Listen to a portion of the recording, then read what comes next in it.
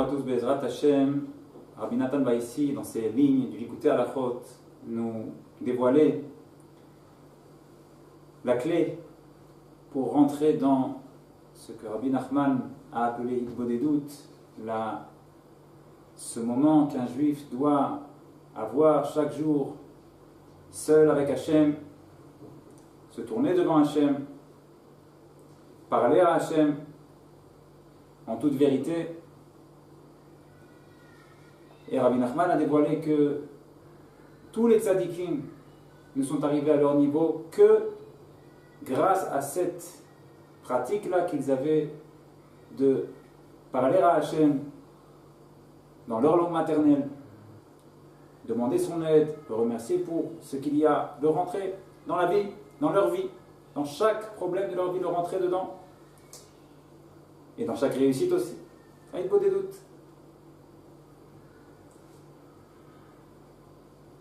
Et Rabbi Nachman a dit, lui qui a tellement fait de jeûne, jusqu'à même faire 18 semaines d'affilée, sans manger de Shabbat à Shabbat, c'est un nombre,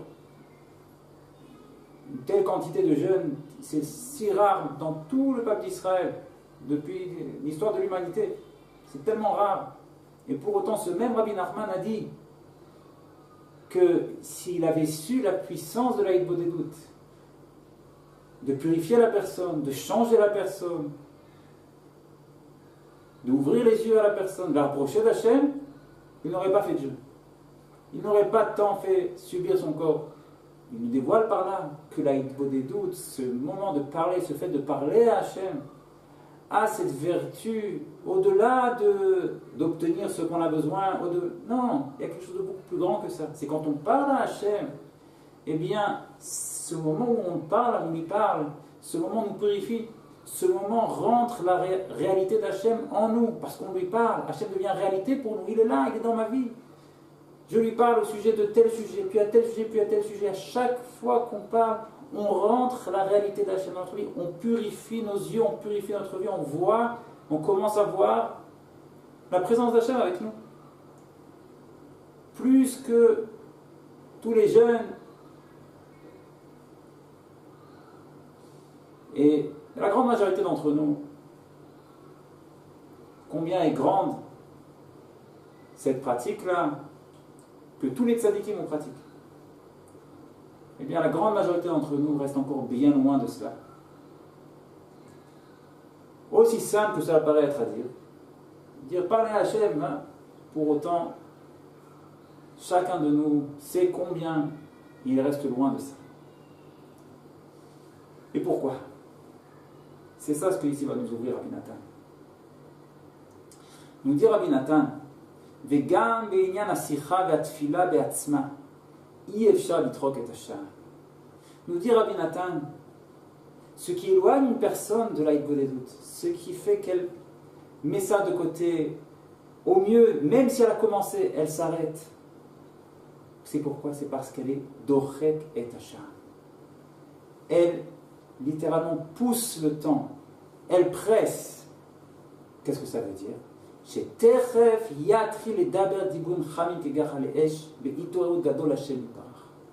Que immédiatement cette personne attend, que immédiatement elle ait de quoi parler avec la flamme à Hachem. Elle a appris que il faut faire Hitbodedut, il faut parler à Hachem. Elle a appris que il y a tout lieu de s'enflammer pour parler à Hachem. C'est une grande chose, c'est un grand moment, et c'est vrai. Mais parce qu'elle l'a appris ainsi, elle l'attend tout de suite. Elle rentre dans sa chambre, ferme la porte, et elle se rappelle qu'elle doit parler. Elle se rappelle que le cœur doit y être, et elle voit qu'elle n'a ni quoi dire, ni le cœur n'y est. Et elle se dit, bon, c'est pas pour cette fois. J'ai appris qu'il fallait parler, il fallait avoir quoi dire. J'ai appris qu'il fallait avoir le cœur. Je n'ai ni l'un ni l'autre. C'est pas pour cette fois. Nous dit Rabbi Nathan, derrière cette façon de penser se cache une claque du mauvais penchant. C'est une claque qu'il te donne. Et cette claque s'appelle Trikat Hacham. Il t'a rentré dans la tête que ça doit être tout de suite comme ça. Ça doit être tout de suite parfait. Avoir quoi dire de façon ordonnée, bien dit et avec le feu. Tu arrives, tu vois que ça ne marche pas. Tu dis, c'est pas pour moi. Mais qui t'a rentré dans la tête que ça devait être immédiatement comme ça? Qui? Ton ennemi. C'est l'autre côté. Qui veut te faire quoi? Qui veut te faire abandonner tout de suite. C'est la raison pour laquelle il t'a rentré une vision et t'a fait l'exiger immédiatement pour que tu te rendes compte qu'elle n'est pas et que tu abandonnes. Et nous dit Rabbi Nathan, nous dit le tzaddik qui rentre dans nos problèmes, qui rentre dans nos vies, dans nos confrontations de tous les jours, il nous dit c'est ça ton problème.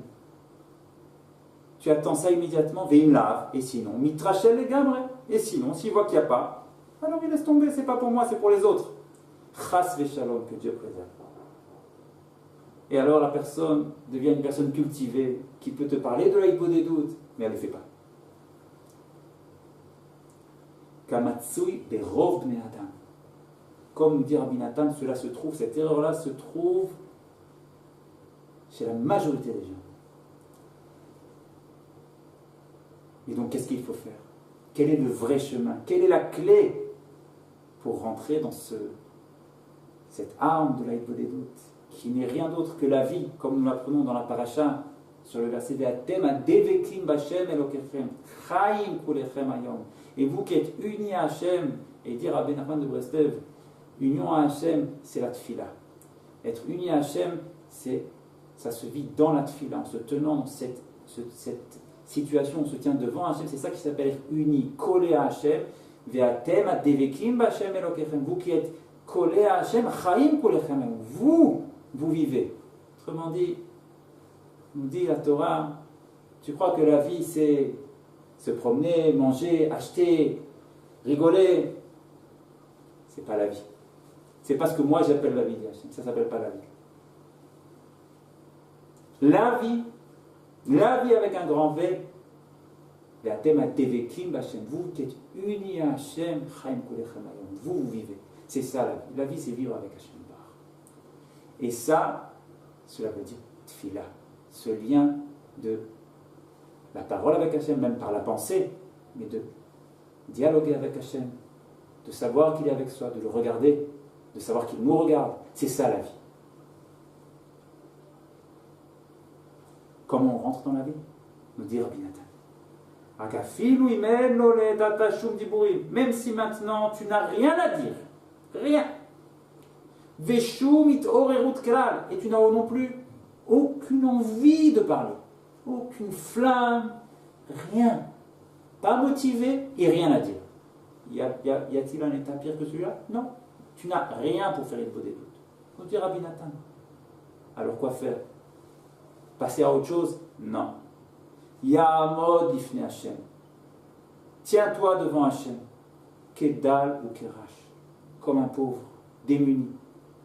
Qu'il est comme un muet, l'oiftar piv, qui n'ouvre pas sa bouche.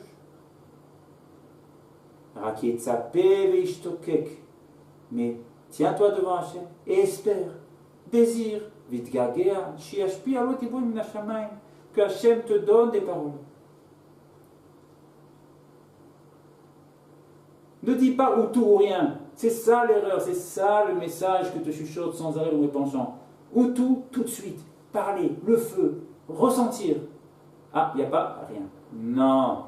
La Kedusha, le chemin de la Kedusha, c'est pas comme ça. C'est, j'ai pas le grand, j'ai même rien du tout. Et bien avec mon rien du tout, je sers Hachem. Je me tiens devant Hachem avec mon rien du tout. J'attends. Nous dit Rabbi Nathan, tu ne sais pas la joie qu'a Hachem de voir cette humilité que tu as, de te tenir sans envie, sans parole, et pour autant d'attendre. J'attends que tu veuilles bien me donner des paroles. יצפה וישתוקק ויתגעגע שישפיעו לו מן השמיים דיבורים שיזכה לפרש qu'il mérite לפרש שיחתו, de parler Heter bifnei Hashem Yitbarach devant Hashem, il se tient avec humilité. En attendant, tu ne me donnes pas, alors j'attends. J'attends que tu mérites, que tu veuilles bien me donner des paroles.